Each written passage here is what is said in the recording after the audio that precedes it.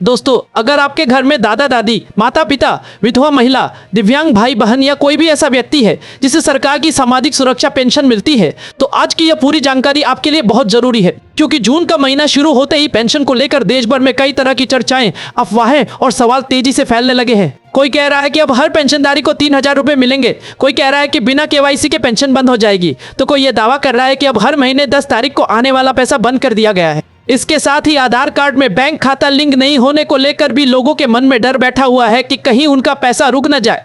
यही कारण है कि आज हम एक एक बात को विस्तार से समझेंगे, ताकि आपके मन में किसी प्रकार की कोई शंका न रहे और आप सही जानकारी के आधार पर आगे की तैयारी कर सके। सबसे पहले बात करते हैं उस सवाल की जो आजकल गाँव-गाँव और शहर शहर में सबसे ज्यादा पूछा जा रहा है कि आखिर पेंशन की राशि कितनी है और किस राज्य में कितनी मिलती है। दोस्तों, भारत में सामाजिक सुरक्षा पेंशन की व्यवस्था केंद्र और राज्य सरकारों के सहयोग से चलती है। केंद्र सरकार अपनी ओर से एक निश्चित सहायता राशि देती है और उसके ऊपर अलग अलग राज्य अपनी आर्थिक क्षमता और नीति के अनुसार अतिरिक्त राशि जोड़ते हैं। यही कारण है कि हर राज्य में पेंशन की रकम अलग अलग देखने को मिलती है। बिहार में वर्तमान समय में वृद्धजन, विधवा और दिव्यांग पेंशन से जुड़े लाभार्थियों को राज्य सरकार द्वारा बढ़ी हुई राशि के अनुसार लगभग 1100 रुपए प्रतिमाह दिए जा रहे हैं, जिसके कारण लाखों परिवारों को राहत मिली है। लेकिन इसी के साथ सोशल मीडिया पर यह अफवाह भी तेजी से फैल रही है कि अब सभी पेंशनधारियों को 3,000 रुपए हर महीने मिलने वाले हैं। दोस्तों, यहाँ यह समझना बहुत जरूरी है कि 3,000 रुपए वाली बात को लेकर अभी तक ऐसा कोई सार्वभौमिक सरकारी आदेश जारी नहीं हुआ है कि देश के हर पेंशनधारी को अब 3,000 रुपए मिलेंगे। कई राज्यों में चुनावी घोषणाएं,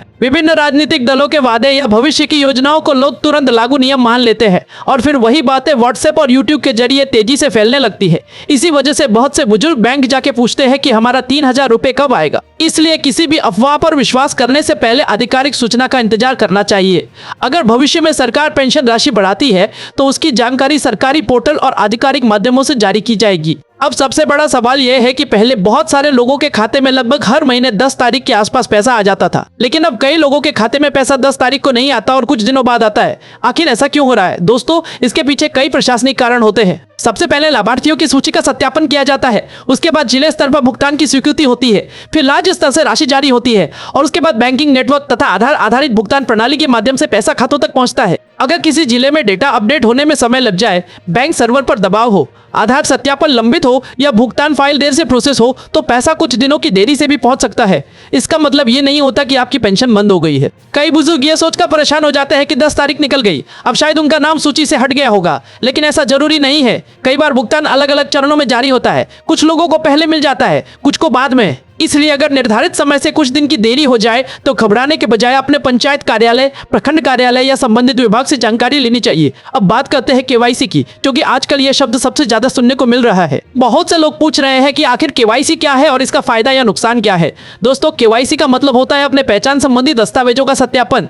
सरकार चाहती है कि पेंशन का लाभ सही व्यक्ति तक पहुंचे और किसी मृत व्यक्ति या फर्जी लाभार्थी के नाम पर भुगतान जारी न रहे। इसलिए समय समय पर लाभार्थियों का विवरण अपडेट किया जाता है। इसमें आधार नंबर, बैंक खाता, मोबाइल नंबर और अन्य जरूरी जानकारी का मिलान किया जाता है। अगर आपकी जानकारी सही है और आपने समय पर आवश्यक सत्यापन पूरा कर लिया है तो इसका सबसे बड़ा फायदा यह है कि आपकी पेंशन नियमित रूप से खाते में आती रहेगी। भविष्य में अगर सरकार कोई अतिरिक्त सहायता राशि, बोनस या नई योजना शुरू करती है तो उसका लाभ भी आसानी से मिल सकेगा। इसके अलावा बैंक खाते में किसी प्रकार की तकनीकी त्रुटि होने की संभावना भी कम हो जाती है। लेकिन अगर कोई व्यक्ति लंबे समय तक अपनी जानकारी अपडेट नहीं कराता, आधार और बैंक खाते में नाम अलग अलग है, जन्म तिथि में गलती है या बैंक खाता बंद हो चुका है तो भुगतान अटक सकता है। कई मामलों में लाभार्थी को दोबारा सत्यापन के लिए बुलाया जाता है। इसलिए यह कहना सही नहीं होगा कि केवल केवाईसी ना कराने से हमेशा के लिए पेंशन बंद हो जाएगी, लेकिन अगर आवश्यक दस्तावेजों में बड़ी गड़बड़ी हो और उसे ठीक न कराया जाए तो भुगतान प्रभावित हो सकता है। अब आते हैं उस महत्वपूर्ण विषय पर जिसको लेकर लाखों लोग परेशान हैं कि अगर आधार कार्ड में बैंक खाता लिंक नहीं है तो क्या नुकसान हो सकता है। दोस्तों, आजकल कई सरकारी भुगतान आधार आधारित प्रणाली के माध्यम से भी किए जाते हैं। अगर आपका आधार नंबर बैंक खाते से सही तरीके से जुड़ा हुआ है तो भुगतान प्रक्रिया अधिक आसान हो सकती है। लेकिन अगर आधार किसी पुराने खाते से जुड़ा है और आप नया खाता इस्तेमाल कर रहे हैं या बैंक में आपका आधार अपडेट नहीं है तो भुगतान में समस्या आ सकती है। बहुत से लोगों के साथ ऐसा होता है कि उन्होंने नया बैंक खाता खुलवा लिया लेकिन आधार पुराने खाते से जुड़ा रह गया। बाद में जब सरकारी राशि आती है तो वो पुराने खाते में चली जाती है या भुगतान असफल हो जाता है। इसलिए समय समय पर अपने बैंक जाकर ये जांच कर लेना चाहिए कि आधार किस खाते से मैप है और आपका सक्रिय खाता वही है या नहीं। गाँव में अक्सर यह भी देखा गया है कि किसी बुजुर्ग के आधार कार्ड में नाम कुछ और है और बैंक खाते में थोड़ा अलग लिखा हुआ है, जैसे किसी जगह राम प्रसाद लिखा है और कहीं राम प्रसाद। कई बार छोटी छोटी गलतियां भी तकनीकी जांच के दौरान परेशानी पैदा कर देती है। इसलिए यदि दस्तावेजों में अंतर हो तो उसे समय रहते ठीक कराना बेहतर रहता है। दोस्तों, आजकल सोशल मीडिया पर यह भी कहा जा रहा है कि अगर आधार और मोबाइल नंबर लिंक नहीं है तो पेंशन बंद हो जाएगी। ऐसी बातों से घबराने की जरूरत नहीं है। मोबाइल नंबर अपडेट रहने से आपको संदेश और ओटीपी जैसी सुविधाएं मिल जाती है, लेकिन हर स्थिति में मोबाइल नंबर ना होने का मतलब ये नहीं कि आपकी पेंशन तुरंत बंद हो जाएगी। हालांकि सुविधा और सुरक्षा की दृष्टि से मोबाइल नंबर अपडेट रखना अच्छा माना जाता है। एक और सवाल जो लगातार पूछा जा रहा है कि क्या जीवन प्रमाण पत्र या जीवित होने का सत्यापन जरूरी है। दोस्तों, कई पेंशन योजनाओं में समय समय पर यह सुनिश्चित किया जाता है कि लाभार्थी जीवित है और वही व्यक्ति लाभ ले रहा है। अलग अलग राज्यों में इसकी प्रक्रिया अलग हो सकती है, इसलिए अपने स्थानीय नियमों की जानकारी रखना जरूरी है। अगर किसी लाभार्थी को सत्यापन के लिए बुलाया जाए तो उसे समय पर पूरा करना चाहिए। कई परिवारों में बुजुर्ग चलने फिरने में असमर्थ होते हैं। ऐसे में परिजन सोचते हैं कि अब क्या होगा। दोस्तों, आजकल कई स्थानों पर डिजिटल माध्यमों और विशेष शिविरों के जरिए भी सहायता दी जाती है ताकि बुजुर्गों को ज्यादा परेशानी न हो। इसलिए अफवाहों से डरने के बजाय संबंधित कार्यालय से सही जानकारी लेना ज्यादा उपयोगी है।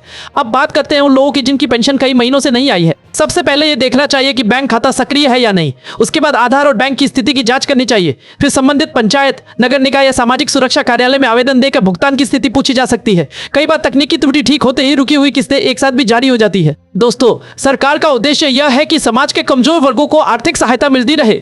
वृद्धजन, विधवा महिलाएं और दिव्यांग नागरिक इस सहायता पर काफी हद तक निर्भर रहते हैं। इसलिए प्रशासन भी समय समय पर व्यवस्था को पारदर्शी बनाने की कोशिश करता है, लेकिन तकनीकी बदलावों के कारण लोगों के मन में भ्रम भी पैदा हो जाता है। यही वजह है कि सही जानकारी सबसे बड़ी ताकत है। जहां तक 3000 रुपए वाली चर्चा का सवाल है, फिलहाल इसे पक्की सरकारी घोषणा मानकर कोई योजना ना बनाएं। अगर भविष्य में ऐसी कोई आधिकारिक घोषणा होती है तो उसकी जानकारी संबंधित विभाग की ओर से सार्वजनिक रूप से जारी की जाएगी। उसी प्रकार 10 तारीख के बाद भुगतान आने का मतलब हमेशा समस्या नहीं होता, बल्कि कई बार ये केवल प्रक्रिया में देरी का परिणाम होता है। केवाईसी और आधार लिंकिंग को लेकर भी घबराने के बजाय अपने दस्तावेजों को सही और अद्यतन रखना चाहिए। बैंक खाता सक्रिय रखे, आधार विवरण की जांच कर ले, नाम और जन्म तिथि में अंतर हो तो उसे ठीक करा ले, और यदि विभाग की ओर से किसी प्रकार के सत्यापन के लिए कहा जाए तो समय पर पूरा कर दे। इससे भविष्य में भुगतान से जुड़ी परेशानियां काफी हद तक कम हो सकती है। दोस्तों, अगर आपके गांव, मोहल्ले या परिवार में कोई बुजुर्ग, विधवा महिला या दिव्यांग व्यक्ति ऐसा है जिसे अभी तक पेंशन नहीं मिल रही है या कई महीनों से भुगतान रुका हुआ है, तो उसे सही जानकारी जरूर पहुंचाइए। कई बार केवल जानकारी के अभाव में लोग परेशान होते रहते हैं, जबकि छोटी सी प्रक्रिया पूरी करने से समस्या का समाधान हो सकता है।